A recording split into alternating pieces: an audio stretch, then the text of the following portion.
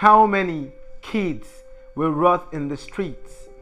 How many more than we already have? Littered as crumbs and like pieces of garbage, prone to be blown away by the wind on a rampage. How many kids will get what they rightfully deserve? Education, the basic solution to a war ignited by poverty and ignorance, societal negligence, war like pestilence, ravaging lives of promising kids and shattering dreams. Over 8 million homeless and defenseless. Over 8 million with no access to schooling. The pain is endless. How reckless. For little boys would grow to become wayward, useless and ruthless with bullets, and girls would unwillingly turn promiscuous, selling their priceless bodies to strangers, sex rangers, and these girls are exposed to the danger of STDs, likely nemesis. So what's the remedy to this tragedy? See, if the right strategy is in place to get these kids back to school, their lives will play out like sweet orchestral melodies. How beautiful. Aristotle, ancient philosopher, education is an ornament in prosperity and a refuge in adversity. Emphasis on the latter, education is the ladder against barriers to potentially great careers, availing many options for the functioning mind. Education is kind, a walking stick for the blind, the passport to freedom, the leverage to lead a life well defined.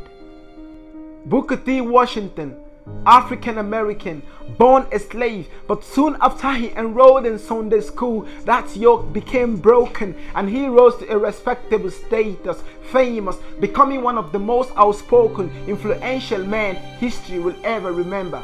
Black history.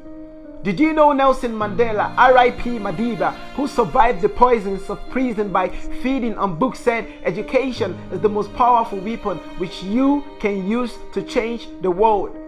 And I agree with his words, believing that arming street kids with reading, writing and entrepreneurship skills is a more effective, preventive way to tackle societal ills. Because in the absence of frustration, a kid, the youth can be polite, and the moment they realize the future is bright, our streets can be safer, right? Isn't that what we want? Safe streets, no talks, no gunmen, no bombing, no kidnapping, no misfits, but sane minds and great ambassadors of peace. Amazing voices, future leaders, global shapers, difference makers, revolutionaries, change missionaries, mouth organs of justice. My point is, every child has potential, a destiny to fulfill, but to get to the top of that hill with relative ease, learning is essential. Access to valuable information so we can do more with the better formation to inspire children living in slums and dark corners, children from broken homes, their lives like broken bones. We can do more to make them become, for instance, men of honor, women of substance. We can do more to make young people understand the purpose for existing, living with meaning and achieving, instead of rusting on the sidelines of redundancy or being available in the toolkit of insurgency. So before the clouds get darker than they already are, can we reflect? How many kids will rot in the streets? How many more than we already have? Littered as crumbs and like pieces of garbage, prone to be blown away by the wind on a rampage. How many kids will grow to live in regret?